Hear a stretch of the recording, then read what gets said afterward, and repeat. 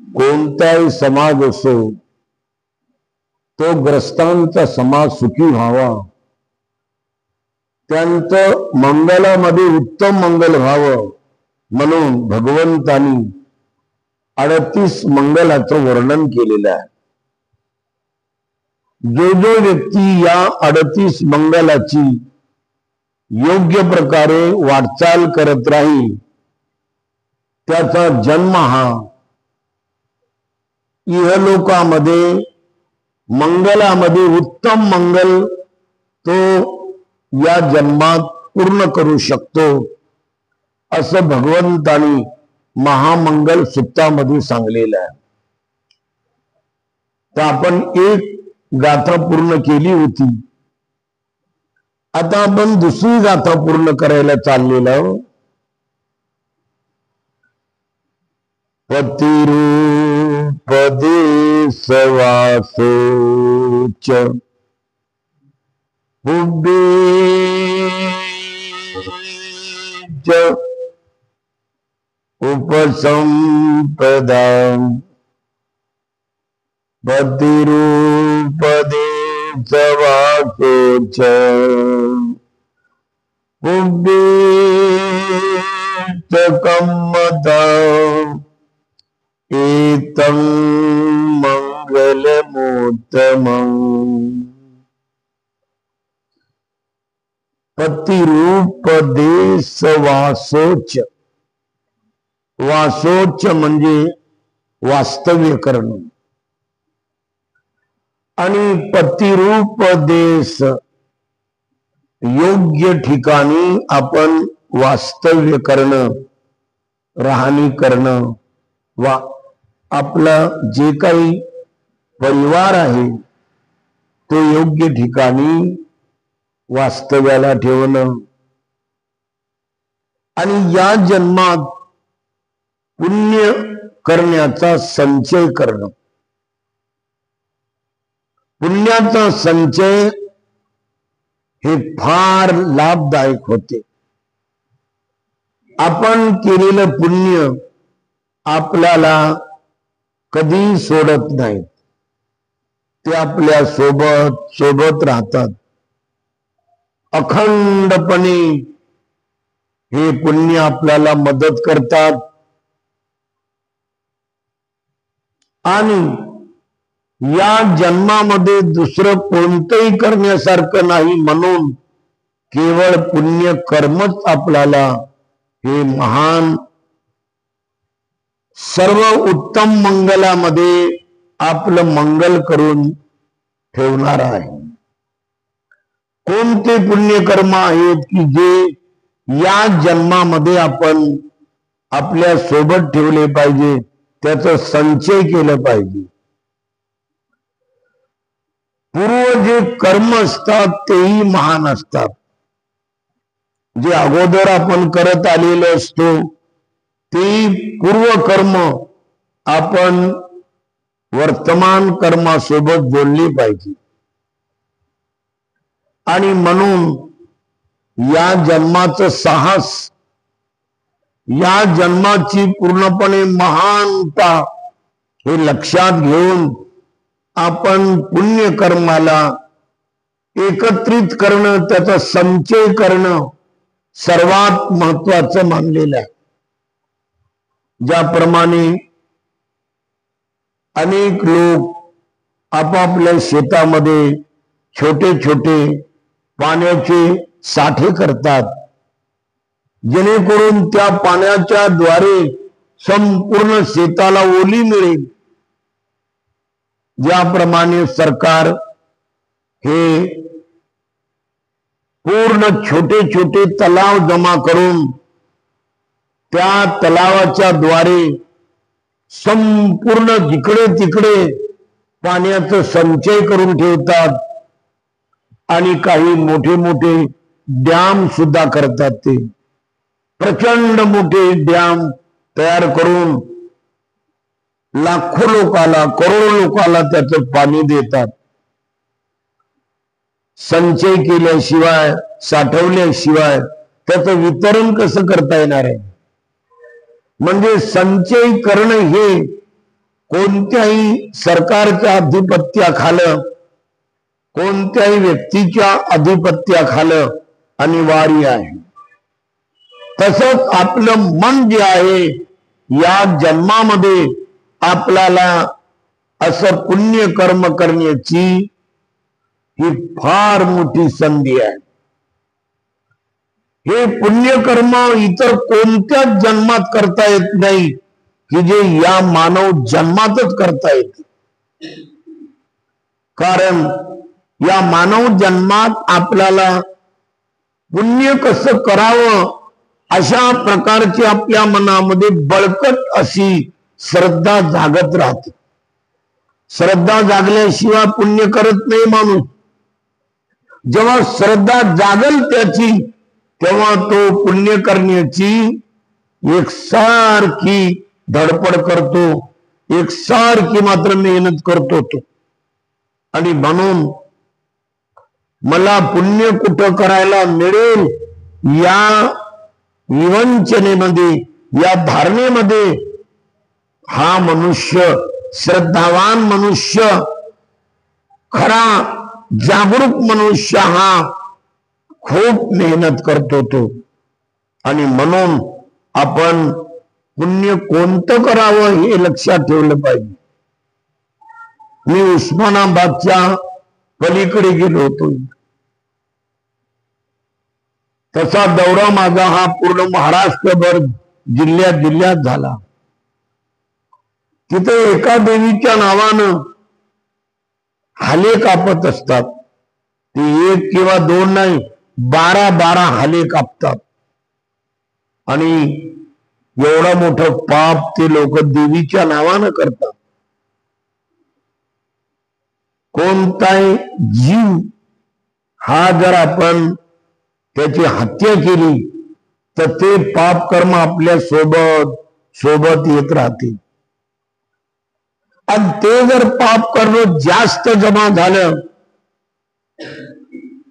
त्या पाप कर्माचं जे सर्व एकत्रित आलं आणि ते जर 100% झालं तर त्याचं प्रायश्चित्त त्या माणसाला लगेचच काही ना काहीतरी त्याचा पक्षघात होतो, त्याचं हॅमरिंग होते, कधी काही ना काहीतरी त्याच्यावर संकट येतेच. आणि म्हणून कुणाच्याही नावानं आपण हाल्याला बळी देणं किंवा बकऱ्याला बळी देणं किंवा कोंबड्याला बळी देणं किंवा कंदुरीच्या नावाखाली कोंबडे कापणं हे अत्यंत महापाप आहे. फार पूर्वीच्या काळामध्ये ब्राह्मण लोक हे यज्ञ पेटून 500 यज्ञाची कुंड पेटून त्याच्यामध्ये गाभऱ्या गायी मारायची, जवान कारवडी मारायची, जवान घोडे मारायची, 500. आणि या कर्मकांडाची जेव्हा भगवंतानी निंदा केली की ब्राह्मणा, हे कर्म तू करू नको, तुझ्या आईला तुझ्या बापाला स्वर्गात पाठवण्यासाठी तू जर हे करत असशील तर जिवंतपणी आपल्या आईला टाकून बघ ना तू यज्ञामध्ये काय होते. तर एवढं जेव्हा भगवान बुद्धांनी त्याच्यावरती आसूड ओढला तेव्हा मात्र ही परंपरा बंद झाली. यज्ञ हे कोणता केला पाहिजे? भगवंतानी त्याला ब्राह्मणाला शिकवलं, यज्ञशिलाचा कर, यज्ञ सम्यक समाधीचा कर, यज्ञ हे प्रज्ञेचा कर. आणि असं म्हणून भगवान बुद्धांनी त्यांना या 3 प्रकारच्या यज्ञाची शिकवण दिली. आणि त्यामुळं तत्कालीन ब्राह्मण समाज ताबडतोब बदलला. 100 85% ब्राह्मण यज्ञ परंपरेच्या विरोधात झाले. आणि त्यामुळं भगवान बुद्धाचे ते सर्व भिक्खू संघामध्ये उपसंपन्न भिक्खू होऊन ध्यानरत राहून शिलामध्ये परिपक्व पवित्र निष्कलंक बनून निष्पाप बनून समाधीमध्ये परिपक्व बनून अंतर्मनातील सारे विकार बाहेर काढून आणि परिपूर्ण अंतर्मन निर्विकार बनून जरा सुद्धा त्यांच्यात राग येत नव्हता, जरा सुद्धा त्यांच्यात द्वेष येत नव्हता, जरा सुद्धा त्यांच्यात प्रमाद किंवा आळस येत नव्हता, जरा सुद्धा त्यांच्यात संशय येत नव्हता, जरा सुद्धा अहमपणा किंवा अहंकार त्यांच्यात जागत नव्हता, जरा सुद्धा त्यांच्यामध्ये तृष्णा, कामतृष्णा, भवतृष्णा, विभवतृष्णा हे उत्पन्न होत नव्हती, जरा सुद्धा त्यांच्यामध्ये आसक्ती उत्पन्न होत नव्हती. 120 प्रकारची आसक्ती आहे.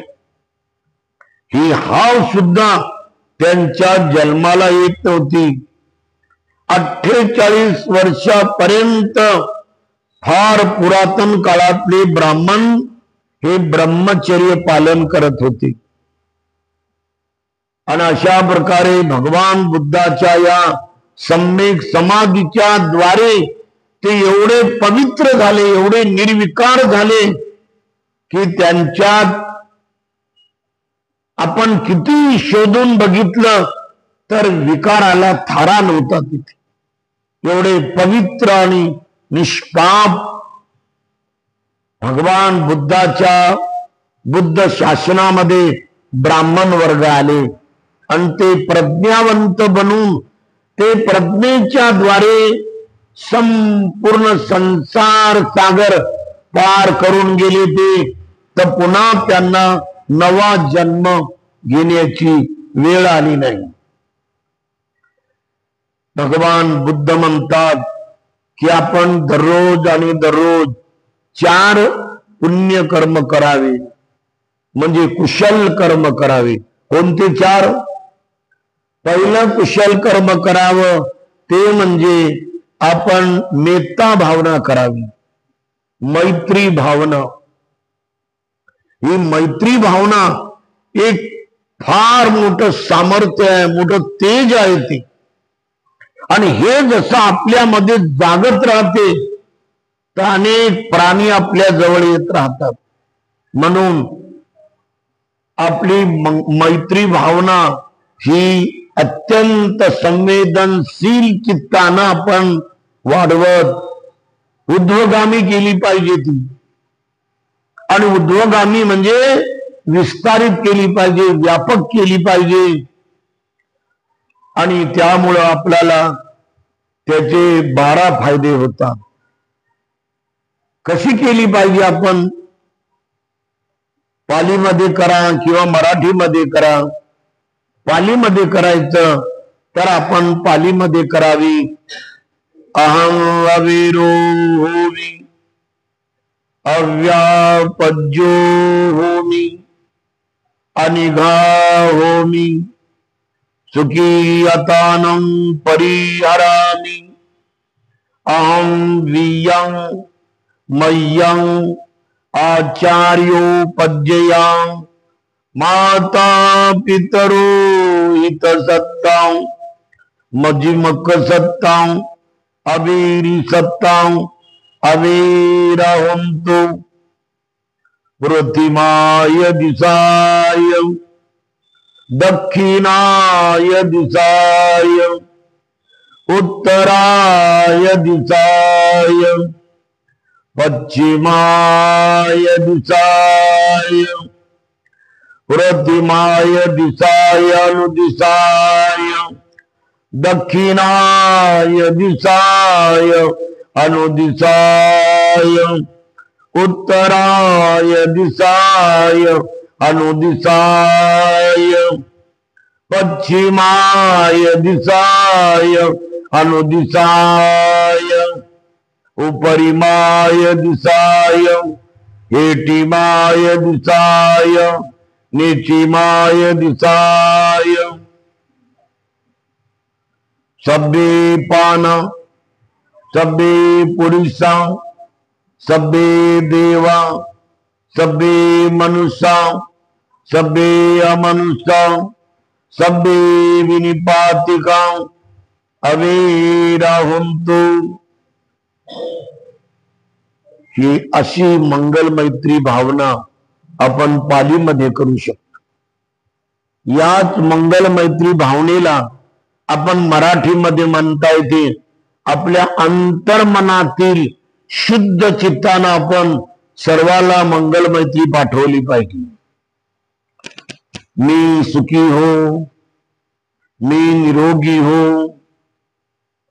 माझे मंगल हो, मी सर्व दुःखातून मुक्त हो, सारे लोग सर्व दुःखातून मुक्त हो, मी सर्व भयातून मुक्त हो, सारे लोग सर्व भयातून मुक्त हो, मी व्याधी रोगातून मुक्त हो, सारे लोग व्याधी रोगातून मुक्त हो, पूर्व दिशेकडील सारे लोक सुखी हो, सर्वांचं मंगल हो, सर्वांचं कल्याण हो, सारे लोक निर्गर्वी बनो, पश्चिम दिशेकडील सारे लोक निर्गर्वी बनो, दक्षिण दिशेकडील सारे लोक निर्गर्वी बनो, उत्तर दिशेकडील सारे लोक निर्गर्वी बनो, वरच्या दिशेकडील खालच्या दिशेकडील सारे लोक निर्गर्वी बनो, उपदिशा आग्नेय वायव्य नैऋत्य ईशान्य या उपदिशेतील सारे लोक निर्गर्वी बनो, निर्वैरी बनो, सारे लोक निर्वैरी बनो, सारे लोक निर्गर्वी बनो, सर्वांचं मंगल हो, सर्वांचं मंगल हो, सर्वांचं मंगल हो।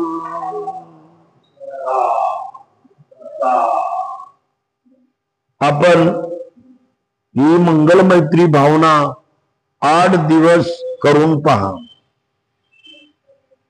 नाही जमलं 4 दिवस करून पहा, जेव्हा जेव्हा वेळ मिळतो तेव्हा तेव्हा 3 मिनिट करून पहा, आपणाला 12 फायदे मिळालेच पाहिजे।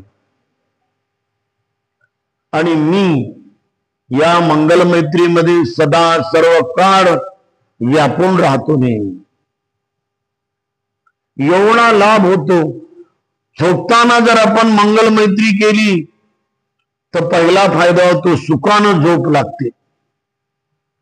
कोणताच आपल्या झोपेमध्ये दोष होत नाही किंवा आपल्याला अत्यंत बेकार गलिच्छ असे स्वप्न पडत नाही।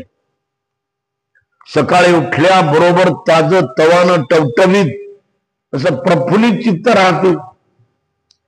असं वेडे वाकडे जांभया किंवा असं काहीतरी माणूस कंटाळा पण करत नाही।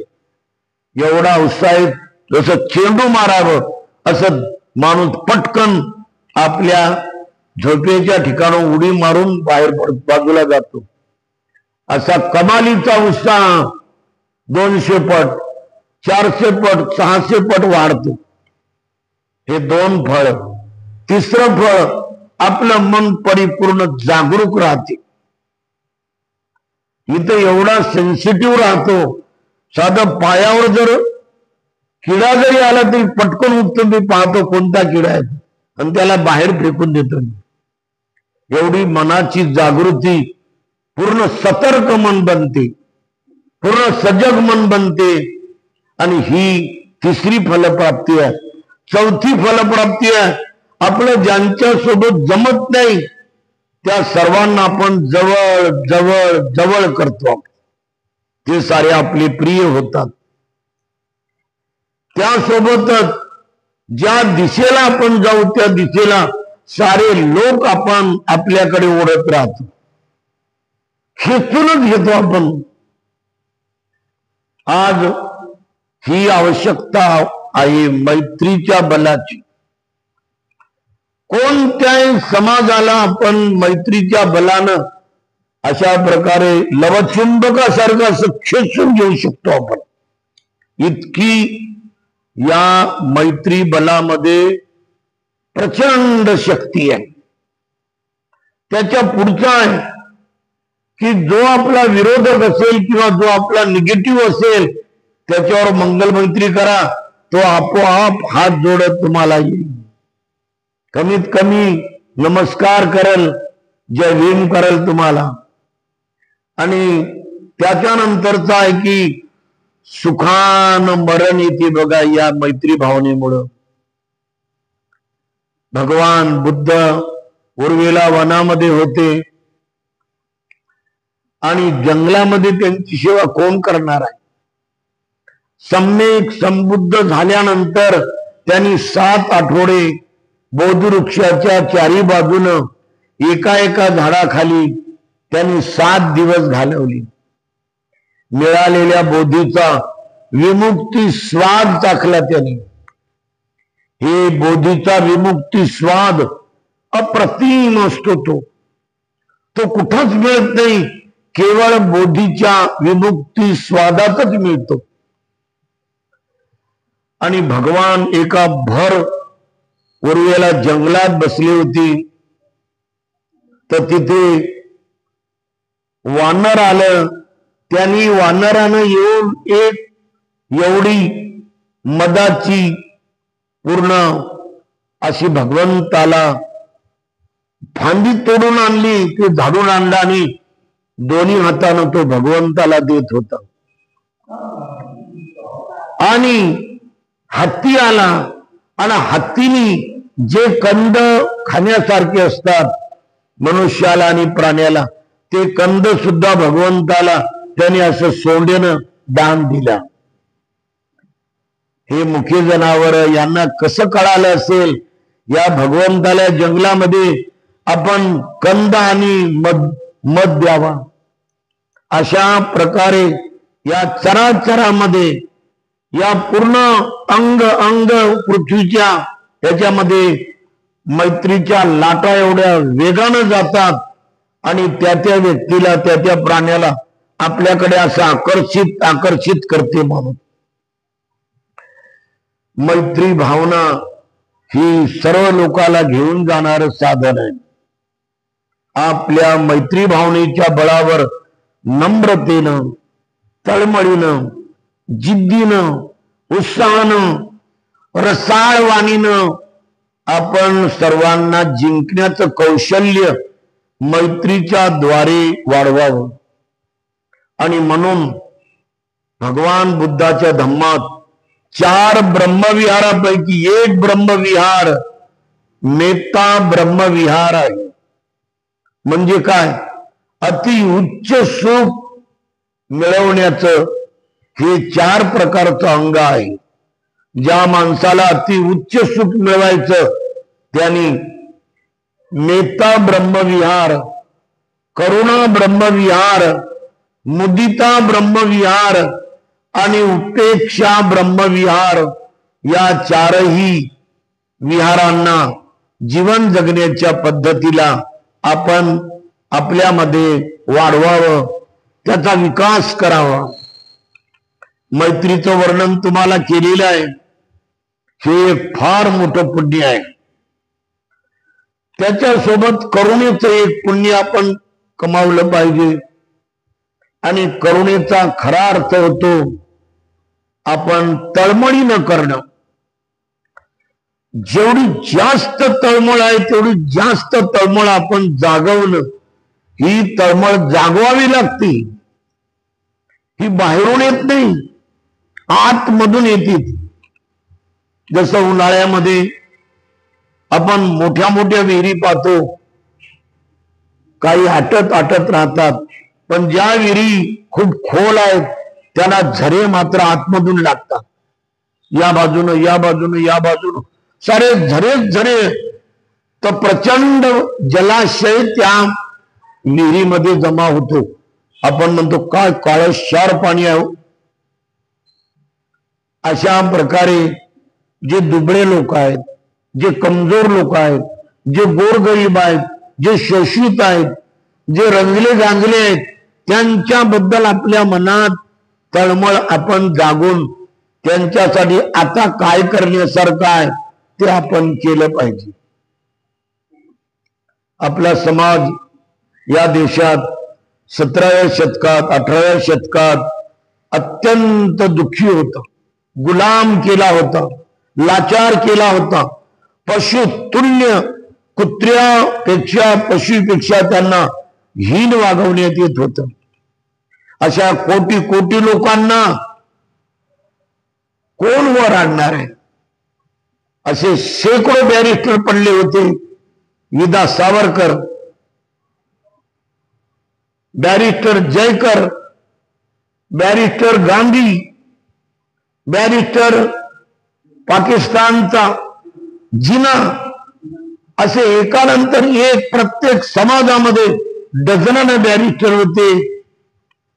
पण आपल्या समाजातला एकच बॅरिस्टर होता ज्यांच्या मनात आपल्या कोटी कोटी लोकांबद्दल अशी करुणा आली, महाकरुणा आली की या लोकांना अस्तित्व आणून देऊ, यांना उच्च पदावर आणू, यांना स्वाभिमानी बनवू, यांना राहण्याची व्यवस्था करू, यांना शिक्षणाची व्यवस्था करू, यांना मात्र पूर्ण माणूस म्हणून माणुसकीचे हक्क देऊ आणि माणूस म्हणून यांच्या सोबत सर्वांनी समतेचं वातावरण केलं पाहिजे. म्हणून समता आणि समतेचं वातावरण निर्माण करू, यांना न्याय देऊ, त्यांना स्वातंत्र्य देऊ, त्यांना इज्जत देऊ, त्यांना स्वाभिमान देऊ. अशा प्रकारची या बोधिसत्वामध्ये प्रचंड महाकरुणा आली. आणि महाकरुणाच नाही, त्याला त्यांनी प्रज्ञेची जोड दिली. हे प्रज्ञा एक महापुण्य आहे. या प्रज्ञेच्या बलावर आणि या महाकरुणेच्या बलावर त्यांनी आपल्या कोटी कोटी समाजाला संघर्ष करून करून पेटून पेटून पेटून सोडलं. शब्दाने पेटवलं, घर घर पेटवले, अख्खा देश पेटवला या बोधिसत्वानं. आणि त्यामुळं 40, 46, 48 वर्षानंतर आज आपली या देशामध्ये बघा समाज किती व्यवस्थित जगू लागलेला आहे. ही बाबासाहेब आंबेडकरांच्या लढ्याचं फळ आहे. आणि म्हणून ही करुणा पण एक पुण्यकर्म आहे. केवळ बाबासाहेबांच्या मनातच करुणा आली आणि त्यांच्या ज्ञानाच्या बळावर, त्यांच्या प्रज्ञेच्या बळावर त्यांनी समग्र जातींना सारे न्याय दिला, हक्क दिला. SC, OBC, other backward classes साऱ्या जातीला या देशात तुच्छ आणि नीच शूद्र बनवलं होतं ब्राह्मणांनी. पण बाबासाहेबांनी ही व्यवस्था उलथून पाडली आणि सर्वांना माणुसकीचे हक्क दिले. याशिवाय आपण मुदिता याचा विकास केला पाहिजे. मुदिता म्हणजे दुसऱ्याचं सुख पाहून आपण नेहमी आनंद व्यक्त करणं, यांचं सुख असंच पाहू, यांचं सुख असंच बरकत होत राहू, यांचं धन असंच वाढत राहू, यांचे लेकरबाळ असेल पुढे जात राहू, यांची भरभराट होत राहू. दुसऱ्याचं वैभव, दुसऱ्याचं सौंदर्य, दुसऱ्याची शांती हे बघून आपण अशा प्रकारे मनात आनंद व्यक्त करावा. आणि हे मन फार मोठं मन आहे. यामुळं आपल्याला खूप मोठा लाभ होतो.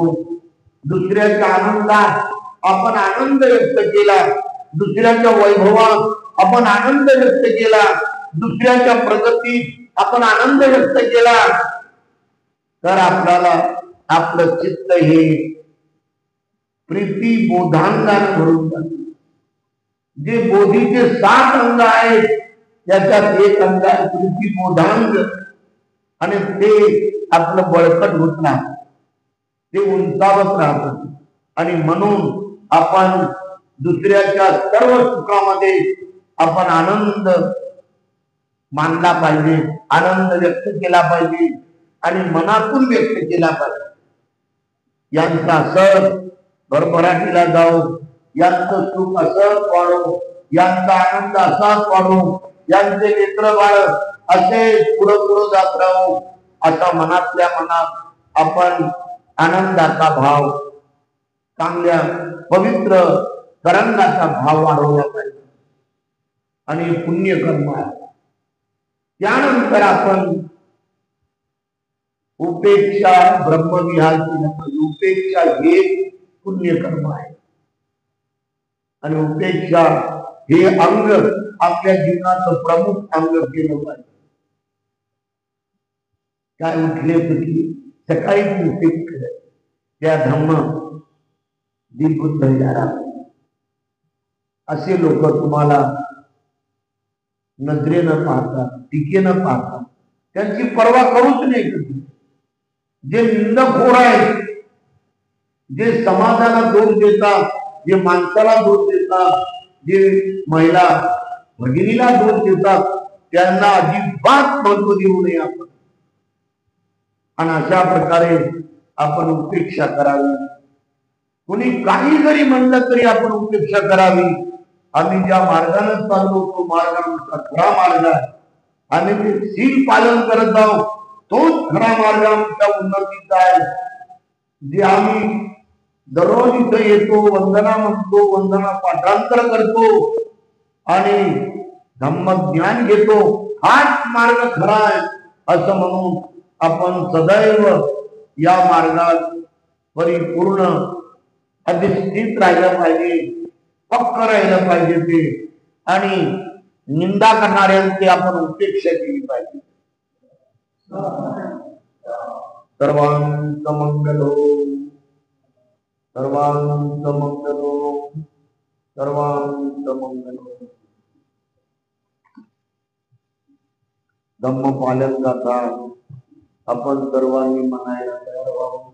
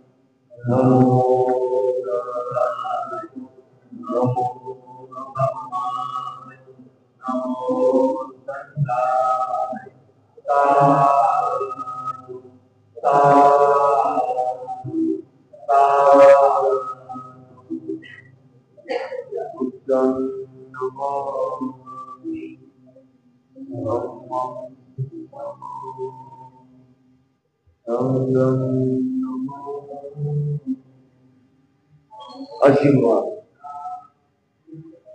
आयु आरोग्य संपत्ति सर्व संपत्ति लेवंच ततो निपान संपत्ति हीनाते समेजतु अभिवादन चरिता नित्यं वड्डापचारिणो चतारो धम्मा वर्धन्ति आयुवन्नो सुखं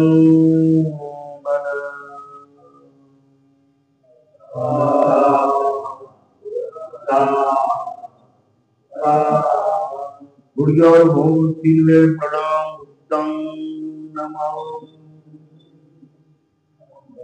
धम्मं नमः धम्मं